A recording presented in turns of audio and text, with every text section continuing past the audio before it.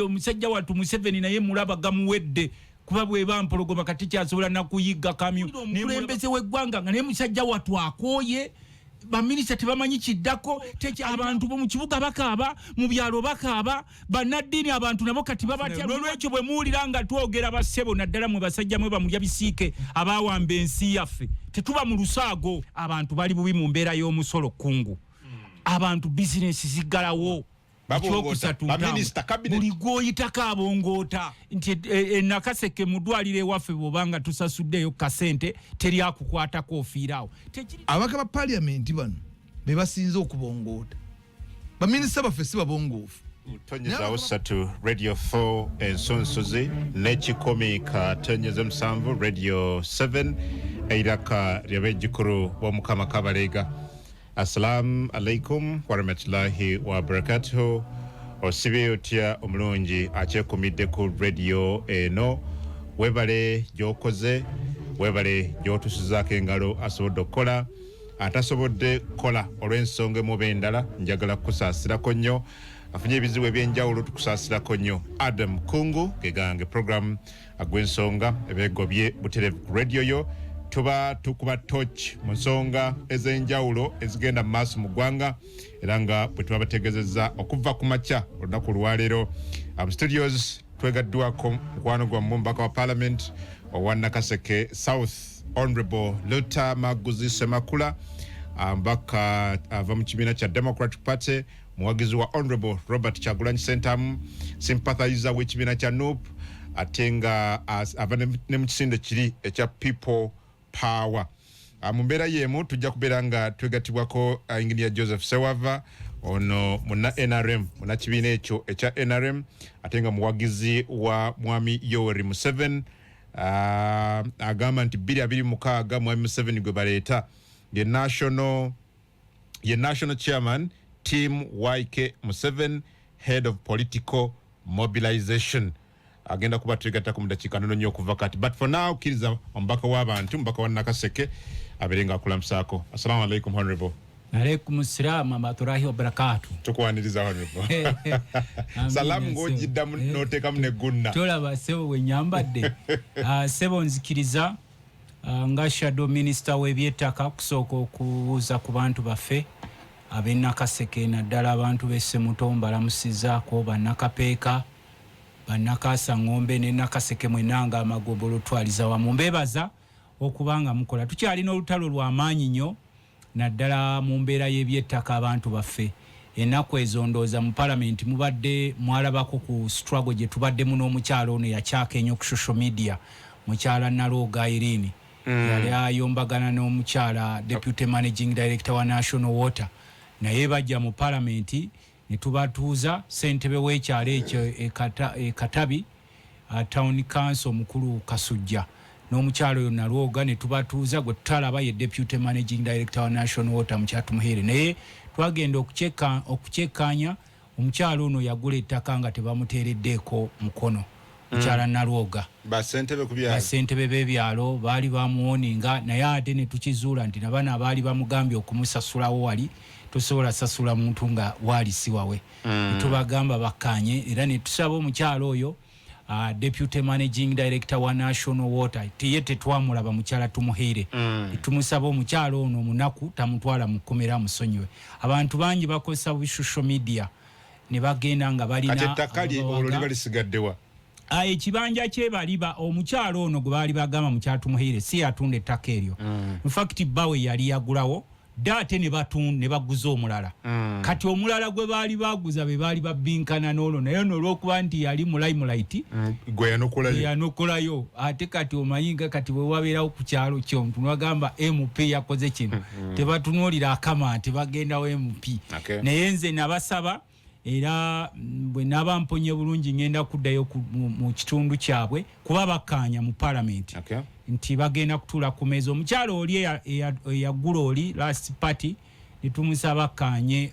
n'omwami we bali abagula omukyalo ono babayoneke bamuwaayo naye agendeka at least fair price aleme kuviiramu awo ng'ensi bw'etambula. So ebyettaka tukyagenda maaso n'abeesango be nammwe tugenda kujja ngenda funayo kaseera abantu bamwe baleeta petition nga bakulembeddwamu omubaka wa Honorable Rose, Honorable Lutaya Jofre, Honorable Sebamala, Honorable gundi Mpalanyi, bonna ne bajja namwe Esangobbe ziri ikaze emitwalo 17,012 kuliko ebibira kuliko ki naye twagala okulaba nga abantu bwe bafuna fair compensation n'obutagoberwa nawalala abakyolindooza sebo balabye ku TV bongera okuttingana ku ttaka lyapa era twongera okusaba bakulu abali mu gavumenti nti ekintu ky'ettaka kino kigenda kuleeta obuzibu bungi bwe mutaaweerwa ekiyinza okuviirako revolution y'amaanyi nnyo mu abantu beebuteera mwangambye nti waliwo gurupu Honorable Sekikubo yakomyewo nababuulirako okusala ku kibanja buba bubbi temukkiriza wa polisi yenna gwe mulaba ekikulu nze ndi shadow minister w'ebyettaka Honorable Sekikubo alina Awerezza abaali bazze okusengula ebyalo ewaffe e Buteera Kasangombe so nabasaba abantu baffe mubenga mukwasaganya teri teeka likiriza wa polisi kujja ku kibanja kyo wa polisi b'omulaba abazze ku bwannakyewa ky'omukola kyonna ye abakivunaanyizibwako si gavumenti gano gonna amateeka nga alina teri wa polisi okujjako nga zene court order buno obufere obukolebwa nti gundi nyambaako mperekeraako tugende n'emmundu owa polisi bakubirayo ne bakujjamu amannyo oba ne bakolako kyonna bakamulukako ne bakookya ebyo bikoma ku erosi n'oweerosi ate abatasobola kukutaasa n'olwekyo tusaba ab'ebyokwerinda naddala mu abakozesebwa groups zino ez'abafere ne mugenda ne mutaataaganya abantu ku by'ettaka kati abantu bali serious ate njagala kusaba n'abannema nabadde nvaako essemuteeyo nempitirako mu bitundu byayo nalabye abannema mugenze musaawa emmere y'abantu waliwo abantu abamu nga balina ettaka naye nga liriko ebisenyi ekyo tukikkiriza omuntu ng'alina ettaka nga ligendera ne mu kisenyi naye mmwe okwefuula nti muvudde mu Amerika n'ozaawo emmere y'omuntu mu kacyo kano ak'enjala era njagala kuwandiikira omukulu akulira nnema nga maze okutereera nakugambye kemiko zanjo kyanze nandoozi obadde ondaba era mbadde infact guno gwe gusoose okutambulatambulako kuba omusawo yaŋŋambye nina okutambulatambulako obutabeera wamu omusayi gutambule naye kemiko yanjokya ne zinzijako eddiba nagula kemiko yange naye tewali yaginjokya nze naginsumulula ekikebe ne kinjokya naye njagala kuddayo okulaba bitundu by'ekapeeka Ssemuteeyi ewasali musale temwakuttewo bantu mu oba naye mumutya ng'ate naye ali mu lutobazi ebintu bye bisingaawo n'endaba emmere y'abantu yonna mugisaaye mukola demarcation zino mulina otuulanga n'abakulembeze nange nina abantu baffe bendaba ng'ettaka lyabwe ligwamu ebisenyi ng'ebisenyi balimamu kasooli waabwe organized farming naye bano abasaawo ebitoogo abo nange sikkiriziganya nabo abo bagenda bencroachinga ku bibira n'okugira zino entobazi naye tukkiriza nti ebitundu birimu ebisenyi ebibanja birimu ebisenyi kuba nabalabye mwatandise potolo yamwe yenakasekerwa kuba mbadde sewulira bulungi naye muguddala nga maze okutereera ngenda kunoonya omukulu executive director wa National Environment Management Authority okuba nti nno nti tukkaanya naye abantu abo emmere mugireke abantu bakuze emmere yaabwe tukkaanya abannema we balina okuyitira ne batalina kuyitira sebo kensembyayo kano njagala kasaba mwami Museveni ndaba omusolo guyitiridde mu ggwanga lyaffe abantu bangi businesses zikola kusinga enkya n'eggulo tewali muntu ayagala kukeera ku makya kubba era abantu bemulaba guno gwe mulembe gwensinze okulaba abantu ebakola ennyo okumanya omulembe guno abantu bakola nnyo nze nakula simanyi nti ne katunkuma basobola omufuula business ng'oli omulimu gwe kutunda katunkuma oli omulimu gwe kutunda mujaaja abantu basazeewo obutabba bakole naye bagundi mulemesezza abantu n'emisolo emiyitirivu buli wamu mutaddewo omusolo ate temufaayo kuba zino ssente bwe zijja kale abantu bawa omusolo nga balina ne kyebalabako naye otuuka malwaliro tekyali ddagala wabaddewo abampeereza audio nga nange ndi mulwadde ndi wansi nti nakaseke mu ddwaliro ewaffe bw'obanga tusasuddeyo kasente teryakukwatako ofiiraawo tekiri nakaseke kiri ne malwaliro gano agali ku national level nga Mulago bwe bakutwalawo I was shocked wabaddewo omusawo yanyumiza emboozi eno nga mpulira nga bava okunkolako omusawo bamuleetedde omuvubuka nga mulwadde wa cancer kakati this boy is from a very poor family omusawo n'agamba kati ono omuvubuka omulwadde wa cancer atalina sente ani agenda omukolako mumutwale mu musuula e Mulago. Can you imagine? We surrender lives of innocent Ugandans just because of poverty. omusawo yagambye nti kati ye tasobola kukwata mu nsawo ye kujjanja muvubuka because it needs some good man okujjanja omuntu kansa n'agamba mumutwale mumusuulewo wali emulago kyanaafunayo n'olwekyo bwe muwulira nga twogera bassebo naddala mwe basajja mwe bamulya bisiike abawamba ensi yaffe tetuba mu lusaago ensi buli wootuuka bonna bawambyewo abantu bo mu kibuga bakaaba mu byalo bakaaba bannaddiini abantu nabo kati babatya luli waddukiranga wa munnaddiini naye kati ogenda okwesa naye nga mbadde ekitisati kya kyenvu munda munaye kyeyeekuumisa ofunayo ekipajero kye n'ekibaasa bwodduke wa munnaddiini n'ogamba kanzikeko eno mu bantu b'omukyalo bwe bakyalimu obuntubulamu eyo naye obuntubulamu bugenze n'ogamba kanoonye bannabyafuzi n'ab'ensa tezikyalimu kakati buli muntu ali mu bbanga yeebuuza bane tugenda kukola ki kakati n'olwekyo sewo mukama wange ntandise n'ensonga eyo abantu bali bubi mu mbeera y'omusolo kungu abantu bizinesi ziggalawo n'osanga abantu abatunda obuntuntu ku kkubo waliwo be nalabye nga babayisaawo ku palamenti ekisajja ekyabadde kibatwala nga kinkubira jjamba ekya KCCA kibawambye mbu batundira ku kkubo abantu abo mu organizing teri muntu akeera ku makya n'agamba nti ye interest ye kutundira ku kkubo naye embeera yeeba ebalemesezza mwenga government mutandika okubateekerateekera enewe ne government gyentunulako ey'abantu ababongoofu nayo tesobola kuyamba bantu baayo kuba bw'otunuulira ku baminisita bonna babongoota otunule ku bitongole bino simanyi abayambi ba Museveni bonna babongoota otunuulire be twalise ba commissioners bonna babongoota n'otuuka mu ggwanga nga bannansi babayisa ng'ekyonzira ate abagwira nga babawadde priority n'olwekyo sebo nze akugamba nzi musajja mukatuliki sebo mmanyi naye sinywa mwenge ekyokubiri nasoma ekyokusatu buli gwoyitako abongoota ate kati omukulu bambi omusajja wattu Museveni naye mulaba gamuwedde kuba bweba mpologoma kati kyasobola nakuyigga kamyu naye mulaba gamuwedde beekolera kye baagala babongoota n'abatwala ekyankwanzi n'amala state funds tuba training etosanga banakoma okufuuka bino bye nawulidde gavumenti egamba mbusimanyi era ebitututte mu palamenti zolwaleero situdde kuba mbadde mulwadde ababaka basindise mugundi mu kukola ku rationalization bill anti kyenkugamba kakati ebintu ebyo bwoba obirese they make a sense naye n'otunuulira omukulembeze w'eggwanga nga naye musajja wattu akooye baminisita tebamanyi kiddako tekyalinamuwabula bonna bamutya bamukubira bukubizi mu ngalo bannaddiini abaali muwabudde lwe twagambanga nti embeera bwegaana addukira mu munnaddiini naye kati ne bannaddiini abasinga tebo tubatya bwe muba mutuulya bannaddiini abasinga tubatya bonna ogenda okwekanga bonna bali wali obabuuza nti bwali mubanjiza ku baana ba Nuupu abali mu makomera ng'atandika kwogera rwababababasasababababa n'omubuuzi oyogera ki nti mbadde njogera luddi ky'okwegobako kubanga nange njagala pajero kati bwe mubeera mu nsi efaanana bwetu totera kuwulira bwe boogera luddi kya nti babadde bakwejjako anti kati omugamba sewo wabanjizaako ku baana ba Nuupu abali mu komera ng'atandika rwabababasatapapapamara n'omubuuza waayi Koche kome musatu tonyezawo satu radio 4 ensonso zidakikome ka tonyeza musavu radio 7 eraka lyabajikuru bomukama kabalega ono boja kudda twekatwako Ingrid Joseph Sewava muna NRM head political mobilization atenga ava ye national chairman wa team YK Museveni mbadde manyi Sewava yayingira Nuupu nawulirayo omusajja gwe bayita Sewava wabanga y'omu ku bali mu NRM sebo ateekwa kubanga mugumiikiriza engeri omuzinda kweguli okusooka mwami Adam engeri musembeze omuzinda omuwulire bulungi njagala nokumulaba bulungi wano mwami Adam Kungu nkwebaza nnyo okutukubiriza n'okuba nti ompise wano lwaleero ate nkwebaza nnyo kuba omu ku bannamawulire abatunuulira ebintu Mkolunga simulia bulungi ngini yogera ku muzindalo omuku bannamawulire abatunulira ebintu n'obwegendereza njagala okusooka okwebaza okusaasira abantu baffe abafunye ebizibu ebyenjawulo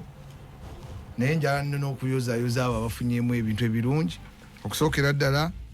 njagala okutegeeza bannayuganda nti amawulire mwagalabye ogenze nnyo engeni yaboboola musa ku bantu honorable wadde atandikaga nti yasemba kuwulira abadde amaliriza nti wayingira National Unity Platform mbali njagala otandikire madde nawulirako ku mwami gwe bayita Sewava wa Nuupu mbadde manyi ono naye bw'omwanjudde ne bamemba bitabamanyi bw'omwanjudde sebo bamemba bangi sebo aba Nuupu era mbadde namuza ku bantu abaledda kinewunyisiza nti Honorable Lutamaguzi mukwano gwange tamanyi na bamemba be bayingidde natanyuka sebo nenkuba engala bingakwagaliza kirungi ekibira nyigira kibinaki Nuupu anyway okusookera ddala njala okulamusa ku bannaffe abatuwuliriza nebaza abantu baffe abakozesa emirembe gye tulina okukola emirimu egyo egisobola obbawo akasente mu nsawo gavumenti eno ya NRM ya President Museveni ng'ate chairman w'ekibiina era ye president omulonde bakuba n'abeeteekako eb'ekipati yambo be balondebwa naye president waffe ayagala nnyo abantu era ayongera okukubiriza abantu okukola ennyo naddala okugoberera ebyo buliddeko Honorable Lutamaguzi ng'abuuza ku bantu ng'ayogera ku by'entobazi nga mukambwe ennyo era njala omukakasa nti abantu bonna abadde benyigira mu ntobazi abadde bakozesebwa babaka ba parliament bano bolaba abasinga obungi babawolereza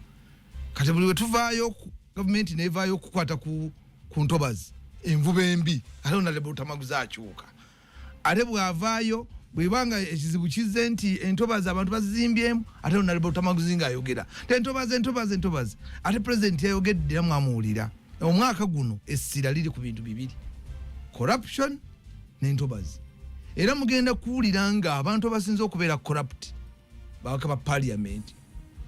abaka ba parliament bano be basinze okubongoota baminisita baffe si babongoofu naye abaka ba parliament be bayisa amateeka era njagala okutegeeza bannayuganda nti gwe bwoba oli mubaka wa parliament ng'olaba gavumenti byekola tobikkiririzaamu resigning ove mu kifo ekyo kubanga wagenda n'ogamba ogenda kukiikirira abantu obaga mateeka kati gavumenti yekusasula omusaala yekuwa allowance yekuwa sitting allowance yekuwa buli kantu konna k'okozesa gavumenti ekulembera president w'eggwanga General Yoweri Kaguta Museveni omulonde yalondebwa abantu ate gw'ogamba gavumenti abagirimu babongoofu ate amateeka bagasindikawo ate gwe member wa parliament ayisa abakulembeze abaleetebwa teriyo president muntu gwe yeerondera yagamba mpereza amanya mu parliament mugayisa bate mugayisa yekikomaawo by the powers yendi badagamba ne bayisa simanyinga ye babikolamu they are so corrupt so be bayisa ababongoofu bafuna kyoja mu miro be bamanyi era bakifuna kubanga president yagamba nti mpereza amanya ago ne CV zaabwe mu bayisa mu batunule mu mumanyi era be bagaana president abayisa njalo mbulira president mwego mwagaana nga parliament eganye ndagamba nti nze muyisiza taliwo era abakomawo mu parliament bano babayisa era bakomawo still badde mirundi ng'esatu ne babayisa therefore akyala musa ku bantu nkulamusa kwange okwo nti njagala kutangaazaako Honorable byadayogera wano byensanze ayogera ng'agezaako okulaga nti gavumenti no ageba minister bamwe babongoofu parliament yembongoofu bulira kanku information ageba minister mu government babongoofu abawuzi ba president babongoofu ndoza namwe ba mobilizers muri babongoofu njagala okutegeeza bannayuganda nti parliament ya Uganda yembongo njagala okuteeka ku record olwaleero parliament ya Uganda eno yembongoofu babongoofu bonna ne Honorable Lutamaguzi akuleetinga nnyo awareness abeera nnyo mu lamentations naye nze singa nali Honorable Lutamaguzi nandiresigninze neva mu parliament eno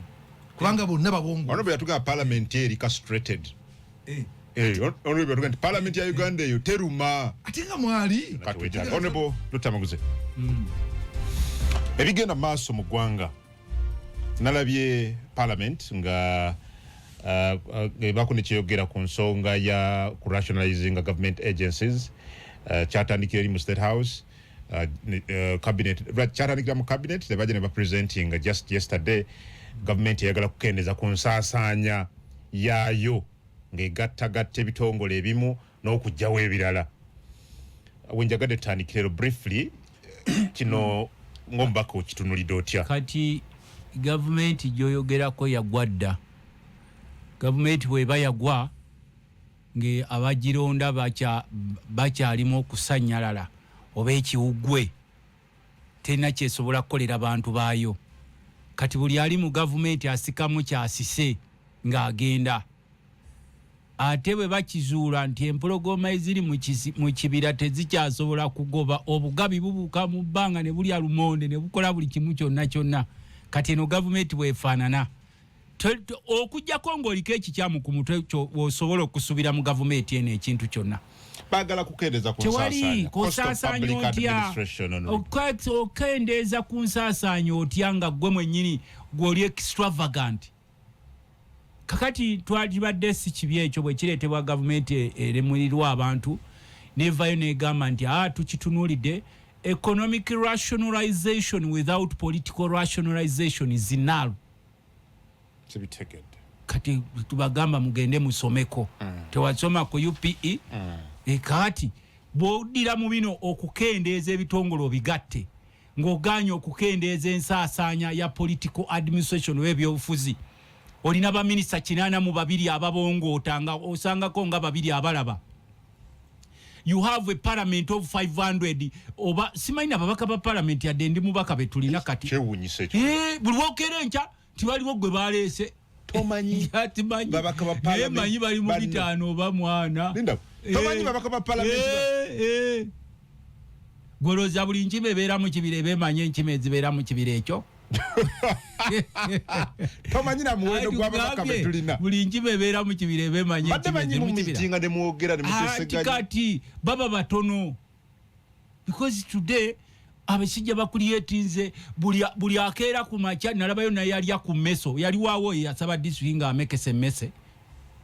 Gwe bwa mawulire. Mwomeketa ku mukira gw'emmese nga bagamba tata tomeketa kuwadde district. Kakati bw'obanga olina ababaka ba parliament mwe mutera okugamba nti ababaka ba parliament enkima tezisala gwa kibira. Nze Lutamaguzi omubaka wa Nakaseke mbagamba mukendeeze ku parliament. Ekyo kijja kuyita myaganya gy'Engalandi. Akatundu nga Nakaseke ne kabeeramu ababaka 4 kati basazeewo n'engoma baagala gifuula district. Jova. Nokaba n'abasajja balaba nti ate balaba bo kye baliko bakuuma buyinza bwabwe empire yaabwe. Oba abantu mulya mutya, oba musula mutya, oba temujjanjabwa, oba amakubo gafaanana gatya, oba education system yafa, oba obwavu bubatta, bo batunuulidde empire yaabwe n'abalangira baabwe. Sibuweereza. Sibuweereza era mwe muli mu nsi ndala nabo bali mu nsi ndala. Ekitera okubagatta ye social media.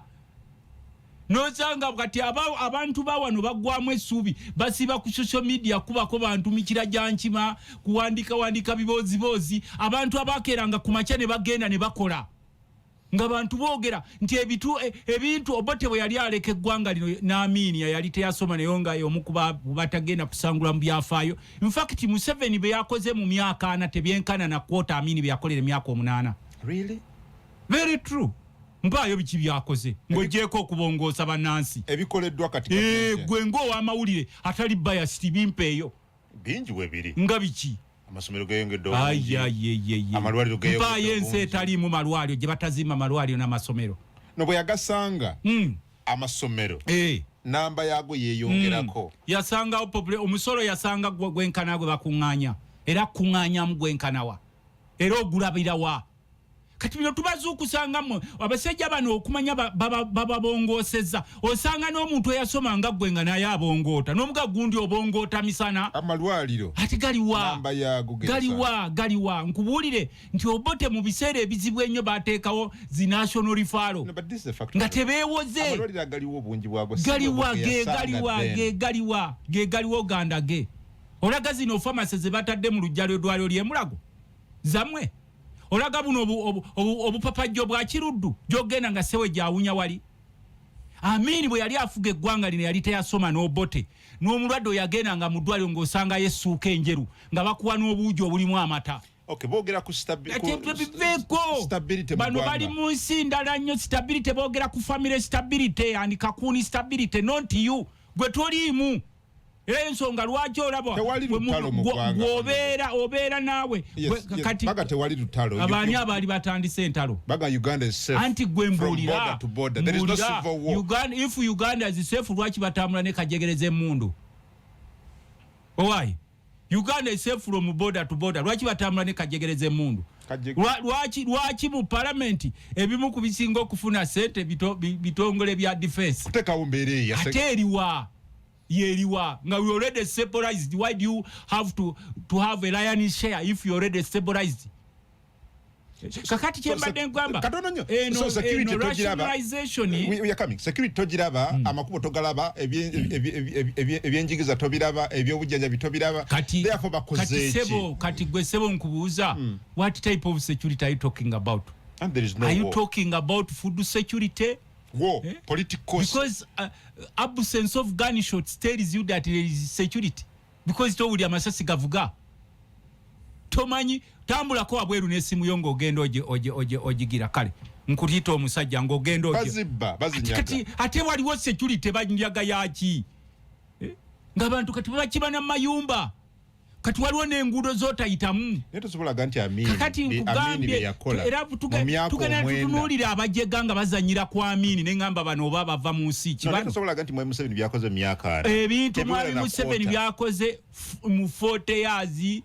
nga teri amulwanyisa eggwanga yamanya sente kyazikolamu ne yeewola n'atuuka n'okwewola mu bamanerende Kenya. Wawulirako mu bamanerende Kenya gye beewolako ba individual nga gwe nti tugende waliwo omusajja mwerabidde erinnya lye bamuyita simanyi oba Uganda ne yeewola ku individual ku individual ate bajja temunnabana kwegulamu bagenda kujja ne mu busaako bw'omukyalo nabo beewoleyo nti gavumenti egambye tujja kuba tusse nnyo ati kakati omuliruddawa kiki kyotunda ebweru w'eggwanga. Minister omukulu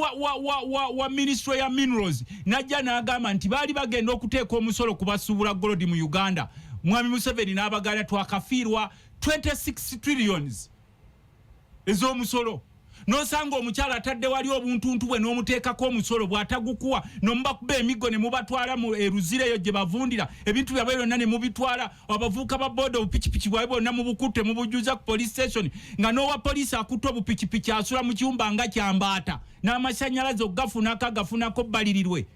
n'obusente afuna butono nnyo nakubuulira wano nti yadde ndi mubaka wa palamenti omanyi sente omusirikale wa poliisi akuuma gy'afuna buli mwezi ozimanyi? Afuna emitwalo 43 alina famire nze omubaka wa palamenti ompe emitwalo 4 buli wenfuluma wabweru nga ngenze mu field emitwalo 4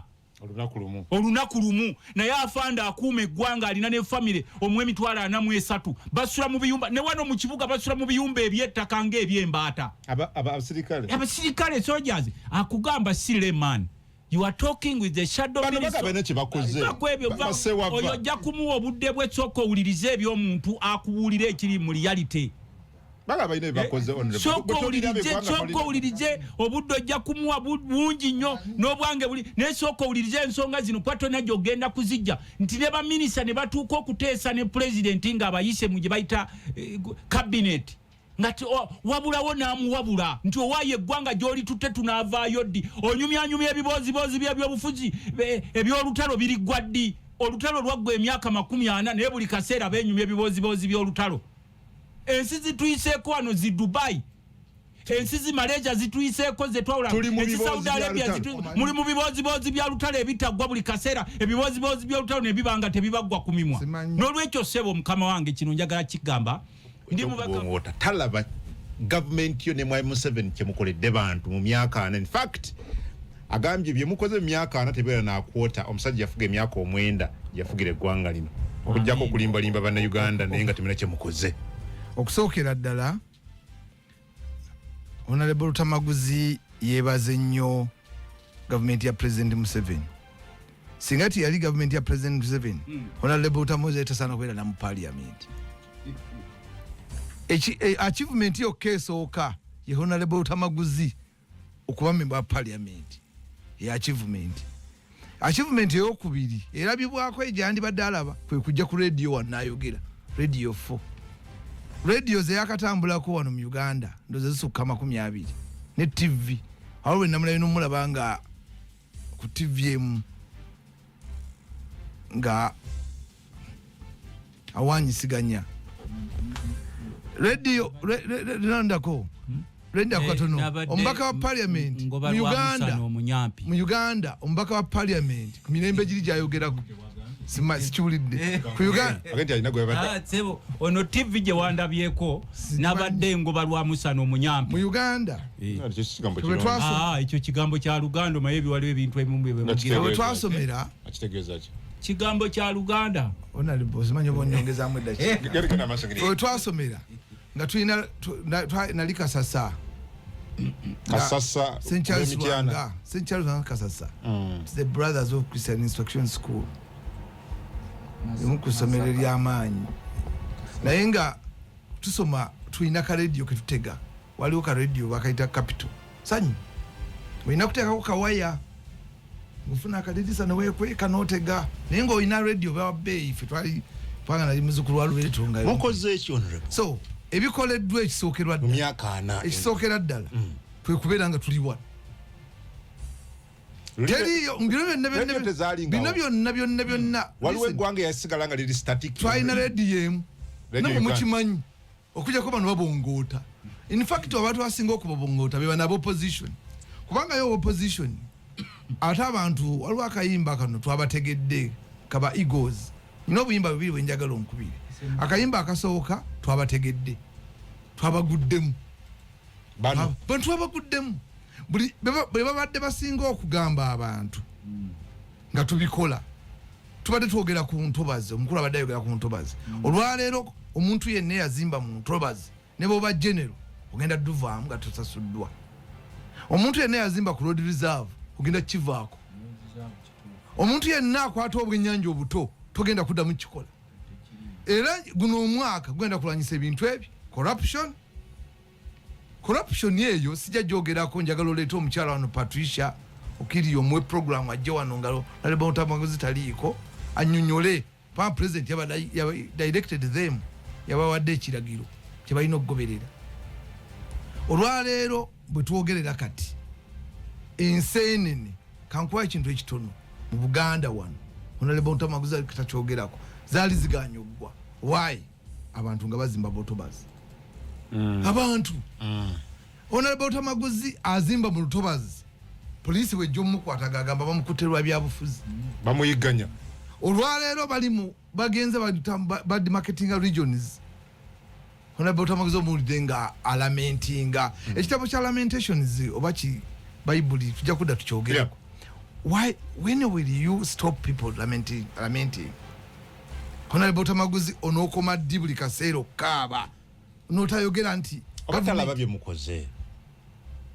ali kubanga waloje tuita services waloje tuita political miyongomalism political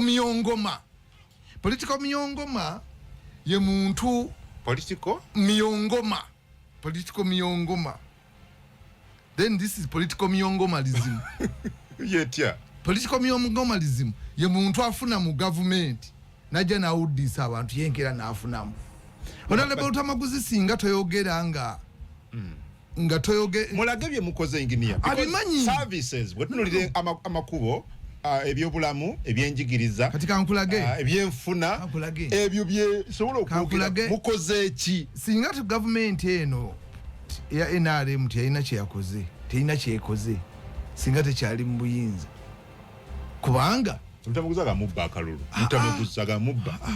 singa government eno kubanga ne Lutamaguzi yennyini alonda Museveni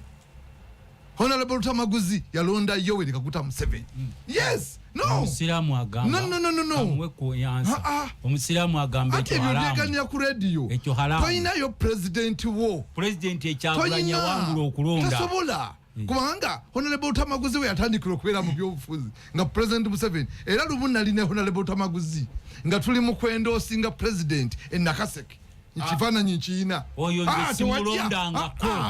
simulondangako byala public etegeere lumu twali Nakaseke Honorable Lutamaguzi when we were re-endorsing the president no yali watch ekifaananyi nkiina nze sebo mukama wange Honorable Lutamaguzi bwe yajja ne bamukubira engalo Honorable no oli mu Katuliki tuli mu kisiibo njagala oyogera amazima oba wali ozze kukola kisimanyi anti nkugambye kulonda mu Museveni bukyafuga when we are re-endorsing the president okujjako ewagira bakutu mu kirooto oba togenda kugenda mu ggulu era genda wenenye nti Lutamaguzi nze twalina Juma abaka parliament bonna ne bajja sirimba I cannot lie nze siwayi wewaffe nakase kakulira se Honorable Lutamaguzi najja nga tuli Luweero ne tumwaniriza mu ngalo president namuyita namukuba akama Lutamaguzi awagira mu Kyagulanyi kwolo yajja no that's what I'm talking about. So waliwo abantu oba yajjanga mukulembeze wa kitundu ate kati oba ononye eki yajjanga when we are re-endorsing let me tell you nakoze statistics nakoze okunoonyereza abantu abasinga okulonda president Museveni beba opposition singa aba opposition baali balonda Kyagulanyi yandifunye obuntu bungi mu bitundu ebyenjawulo naye bo banoonya gateway. So mu bino sala bigenda mu ebyo njala okutegeeza abatuuliriza basebo ne bannyabo gavumenti omulimu gwayo gwe mwagirondera ogusookera ddala egukoze era ebirabibwako kati waba muzibe ki engineer buli lunaku bwenzijjawo nonjogera ebikoleddwa tuweeyo 5 mu line 2 ekisooka enguudo networking Kampala sooka omuleke kubanga Kampala akulemberwa baani no nolindako buli president Kampala tafugawo okumanya abantu bano babi nnyo president lwe yakoze n'omukisa n'agamba Kampala let us host nam meya yaganye ogendayo president yagambe nam nadde ndowooza nti abaka ba parliament bonna bava mu Kampala opposition bande badde bagende so enguudo ziriwa zoyogerako engineer twogera katikati kankutage tandika otambule njagala Kampala tutandikire mu Kampala mufu lwaki mufu politics so Museveni si yafuga mu Kampala anti no Uganda eno gyolaba president Museveni singa ali dictator n'ebinye biti byandibaddewo naye abalondebwa abo bennyini meya nkwadde example ya meya ndina emiti ogisimba yagiwakanya omwana ono bambi omwana ono General Muhoozi nagezaako nagamba let me convince my people tukole enguudo zaffe era olaba bw'otunuulira wano okuva Sheraton nakasero nokkirira awo wansi dozo oluguudo olulaba lukyuseemu n'ebinnya bikendedde because of the sun omwana ono yandibadde agamba no kangende akolangani enguudo zino General Dichis presidential advisor asobola ogamba president omanyi nze ng'omuwabuzi ndaba enguudo zino nfukangende nkyalireko KCCA twogeremu naye era bano babiwakanya. So therefore njagala okutegeeza bannayuganda nti eggwanga lyaffe ne bw'oba toyagala mukulembeze nga kumwagala sooka osiima ebirungi byakoze kubanga ne bayibuli kyetugamba nkugambye enguudo nzogedde nzimaze radio communication kyakubiri ogambye bisatu byokka kale ebyobulamu yes ebyobulamu ewaffe bukomansi no bano beri mu political miongoalism gye nagambye ebyobulamu ewaffe bukomansimbi gyenva eddagala gye lima lwaliro gye liri olwaliro lwenva ebukomansimbi limiteri ewange gyenva ewaffe gye banzaala tulina butenga olwaliro twogera kati eri ku level ya health center 4 president government eyo nereeta n'okulondoola nti empeke gy'ofunye badde bagibba ofuna empeke ne bagirondoola bwereere abakyala bakyazaalira bwereere naye bano bamemba ba parliament aba opposition abasinga fe tetwogera nnyo